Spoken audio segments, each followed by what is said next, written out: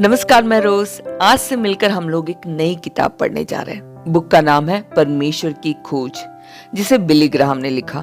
मुझे नहीं लगता कि आप में से कोई ऐसा होगा जिसने कभी बिली ग्राहम का नाम ना सुना हो। हालांकि आज वो इस दुनिया में नहीं रहे, मगर फिर भी उनके प्रीचिंग्स, उनके बुक्स आज भी लाखों दिलों को मन फिराव की ओर लेकर आ रहे हैं। इनको परमेश्वर के द्वारा भेजा गया दूत करके भी संबोधित किया जाता था। आज से हम जिस बुक की शुरुआत करने जा रहे हैं, उसे पढ़ने और समझने में परमेश्वर हमारी मदद करे। मैंने इससे पहले भी कई बुक्स को ऑडियो बुक के रूप में आप लोगों के साथ शेयर किया है। प्रभु के महान दासों की जीवनी, जैसे Martin Luther, William Carey, DL Moody, Kathryn Kuhlman, George Muller, Smith Wigglesworth, Sadhu Sundar Singh, Pandita Ramabai, Johnny Ericsson, और साथ ही साथ स्वर्गीय मनुष्य जो एक अद्भुत गवाही है, जिन्होंने कईयों के जीवन को छुआ। और मसीही मुसाफिर जैसे बुक, जो बाइबल के बाद एक ऐसी बुक है जिसे सबसे ज्यादा बार छापा और अनुवाद किया गया। ये सब मैं इसलिए बता रही हूँ ताकि अगर आप लोगों ने इन ऑडियो बुक को नहीं सुना है तो जरूर सुनिए। ऑडियो बुक्स का फायदा यही है कि आप काम करते करते, गाड़ी चलाते चलाते भी इसे आराम से सुन सकते हैं। इन किताबों को सुनकर मेरी गारंटी, आपकी सोच, आपका जीवन, मसीह के साथ का आपका सफर पहले से बेहतर और गहरा जरूर होगा। अपने दोस्तों को भी शेयर करें। हम नहीं जानते कौन सा बुक किसके जीवन को छू ले। किसी ने मुझे मैसेज किया कि मैं आत्महत्या के कगार में खड़ा था, मगर इस बुक ने मुझे जीवन की ओर खींच लिया। तो किसी ने बताया कि इस बुक को सुनकर उन्होंने परमेश्वर के लिए अपने जीवन को समर्पित किया। किसी ने अपने आत्मिक जर्नी में एक बहुत बड़ा बूस्ट पाया। ऐसे ढेरों टेस्टिमनीज आते हैं। इसलिए ऑडियो बुक्स को लाइटली मत लीजिए, जितना हो सके शेयर करें। कई जिंदगियां शायद बदलने के लिए तैयार खड़ी है, बस आपका एक शेयर किसी को मसीह के पास लेकर आ जाए। चलिए, तो बातें बहुत हो गई, बुक शुरू करते हैं। चैनल में नए हैं तो सब्सक्राइब जरूर करें, क्योंकि प्रभु ने चाहा तो मैं रोज इस बुक को पार्ट बाय पार्ट डालूंगी। और हाँ, लाइक, शेयर और कमेंट करना तो भूलना ही मत। God bless you all. अध्याय 1, परमेश्वर। क्या तू परमेश्वर का गूढ़ भेद पा सकता है? अय्यूब 11:7। परमेश्वर कौन है? वह कैसा है? इसका निश्चय कैसे हो सकता है? उसका प्रारंभ कब हुआ? क्या हम उसे जान सकते हैं?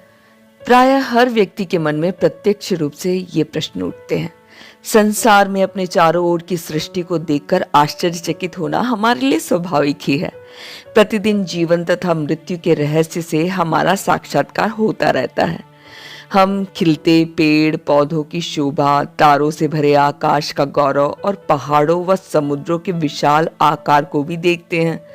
मगर इस सब को किसने बनाया? गुरुत्वाकर्षण के नियम को किसने जन्म दिया? किसने दिन और रात को नियुक्त किया? किसने मौसम का यथाविधि होना ठहराया?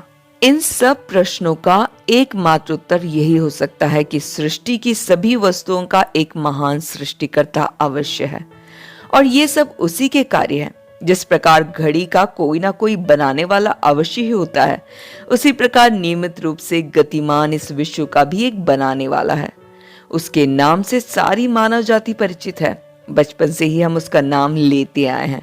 बाइबल के अनुसार जिस परमेश्वर के बारे में हम बातें करते हैं, जिसकी स्तुति के गीत गाते हैं और जो समस्त आशीषों का स्रोत है, उसी परमेश्वर ने जगत की सृष्टि की है और हमें उसने बनाया है। परंतु आप तो यह पूछते हैं कि वह कौन है, कहाँ है?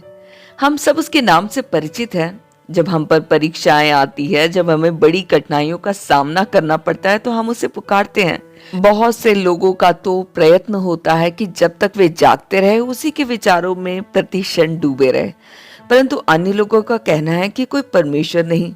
फिर कुछ और भी है। आप परमेश्वर के बारे में हमें समझाएं, तब हम कदाचित उसे ग्रहण करेंगे। यदि परमेश्वर के संबंध में आपका भी यही विचार है, यदि आप भी इस बात की प्रतीक्षा में हैं कि परमेश्वर पर विश्वास करने से पहले कोई आपको उस परमेश्वर के बारे में बताए जिसके संबंध में आपने जीवन भर सुना और बातें की है, तो आइए हम बाइबल को देखें और मालूम करें कि उसमें परमेश्वर के बारे में कितना ठोस वर्णन है। परमेश्वर कैसा है? इस प्रश्न का उत्तर विश्व इतिहास की इस अनिश्चित घड़ी में व्यक्ति को ढूंढना चाहिए। प्रत्येक व्यक्ति को चाहिए कि वह यह प्रश्न पूछे और उसके उत्तर में विश्वस्त हो। प्रत्येक को मालूम होना चाहिए कि परमेश्वर कौन है और वह हमारे लिए क्या कर सकता है। इस संबंध में थोड़ा भी संदेह नहीं होना चाहिए। परमेश्वर के ज्ञान से रहित होने और उसकी आज्ञा का पालन ना करने के कारण ही हम समस्याओं में घिरे रहते हैं। परमेश्वर की योजना के संबंध में मनुष्य के मन में गड़बड़ी होने के कारण ही संसार में अव्यवस्था फैली हुई है। परमेश्वर के नियमों को सीखने तथा मानने की अनिच्छा के कारण ही हमारा मन भार से दबा हुआ है। अतः हमें चाहिए कि हम परमेश्वर के बारे में जो कुछ सीख सकते हैं सीखें। इस ज्ञान को प्राप्त करने के लिए हम कहाँ जाएं? कौन हमें इस सच्चाई के बारे में बता सकता है? क्या हम सब जो इस संसार में रहते हैं सीमित ज्ञान वाले नहीं हैं? क्या आजकल इस संसार में किसी आदमी को नियुक्त किया गया है कि वह पूर्ण अधिकार के साथ हमें परमेश्वर के बारे में बता सके? नहीं। एक आदमी जो इस प्रकार परमेश्वर के बारे में बता सकता था वह लगभग 2000 वर्ष पहले इस संसार में रहता था, परंतु लोगों ने उसे क्रूस में चढ़ा दिया। फिर अब हम परमेश्वर को कैसे मालूम कर सकते हैं? यदि हम विद्वानों से परमेश्वर के संबंध में पूछे तो उनका उत्तर कदाचित यह होगा कि जीवन तथा प्रकृति में जो कुछ है उसका मूल स्रोत परमेश्वर ही है। प्रत्येक जीवित प्राणी का परमेश्वर से एकीकरण है। स्वयं जीवन ही उसकी ईश्वरी सत्ता का प्रकाशन है। वे यह भी कहेंगे कि आप जल के सूक्ष्म बूंद में और महाराव सदृश विस्तृत आकाश में परमेश्वर को देख सकते हैं। यदि एक दार्शनिक से यही प्रश्न पूछा जाए तो वह भी आपसे कहेगा कि परमेश्वर सृष्टि करता है और सारी सृष्टि में निहित एक अपरिवर्तनीय शक्ति है। उसके अनुसार परमेश्वर बिजली उत्पन्न करने वाले यंत्र की तरह सारे विश्व को गतिमान करता है। परमेश्वर वह शक्ति है जिनका ना तो आदि है ना अंत। दार्शनिक यह भी कहेगा कि जीवन तथा सुंदरता का प्रत्येक भाग जिसे हम देखते हैं उसी शक्ति का प्रकाशन है। यह शक्ति विद्युत यंत्र की उस अनंत लहर के समान है जो उसमें से निकलती और फिर उसी में लौट जाती है। यदि आप किसी अन्य व्यक्ति से पूछे तो आपको केवल यही उत्तर मिलेगा कि परमेश्वर सर्वशक्तिमान तथा परम सत्ता है। आपसे कहा जाएगा कि परमेश्वर के संबंध में संभवतः इससे अधिक कोई नहीं जानता। परमेश्वर के संबंध में लोगों की अपनी अपनी परिभाषाएं हैं। हर एक देश जाति के लोगों ने अपने अपने ढंग से उस परम सत्ता की व्याख्या की चेष्टा की है जो विश्व का संचालक है। युग युगांतर से मनुष्य ने उस सृष्टिकर्ता को ढूंढने का प्रयत्न किया जिसके कार्यों को वे देखा करते थे परंतु वास्तव में उनसे अनजान थे। इन विभिन्न परिभाषाओं में से कौन सी परिभाषा ठीक है? इन विभिन्न सिद्धांतों में से किसको ग्रहण करें? मनुष्य द्वारा स्वयं निर्धारित इन प्रमाणों में से हम किस प्रमाण को अपना मार्गदर्शन माने? यदि हम विश्वास करें कि बाइबल में हमें यह प्रकाशन मिलता है तब ही हमारे मन को पूर्णतः संतुष्टि प्राप्त हो सकती है। तब इस बात का निश्चय प्राप्त करके कि हमें सही उत्तर प्राप्त हो गया है हम निश्चिंत हो सकते हैं। हमें इस बात का भी निश्चय हो जाता है कि अब हम परमेश्वर के सही स्वभाव को समझने की दिशा में अग्रसर हो रहे हैं।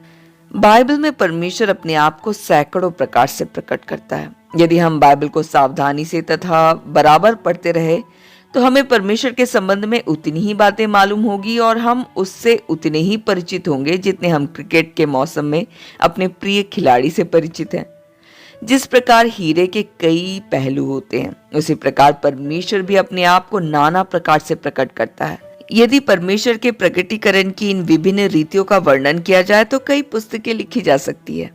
इतना कहना पर्याप्त होगा कि अपने सीमित क्षेत्र के अनुसार हम परमेश्वर के अपने आप को प्रकट करने के संबंध में 4 बातों पर ध्यान दे सकते हैं। ये 4 बातें अत्यंत अर्थपूर्ण हैं, अतः हमें इनको सदा याद रखना चाहिए। प्रथम, बाइबल प्रकट करती है कि परमेश्वर आत्मा है। एक बार जब प्रभु यीशु मसीह सुखार के कुएं के पास एक स्त्री से बातें कर रहा था तब उसने परमेश्वर के बारे में स्पष्ट कहा था, परमेश्वर आत्मा है। जब आप आत्मा शब्द सुनते हैं तो आपके मन में क्या विचार आता है?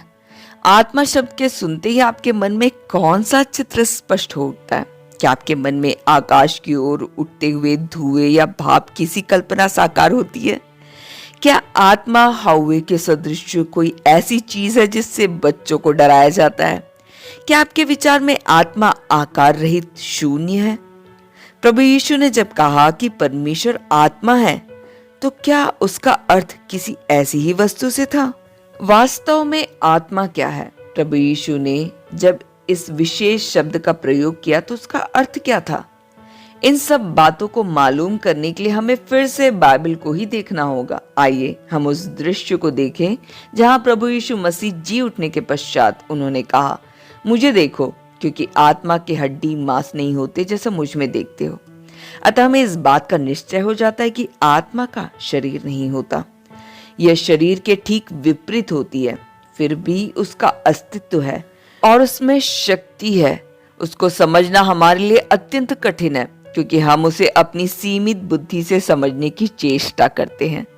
गिरे हुए मनुष्य होने के नाते हम उस बुद्धि से वंचित हो गए हैं जिसे परमेश्वर प्रारंभ में हमें देना चाहता था।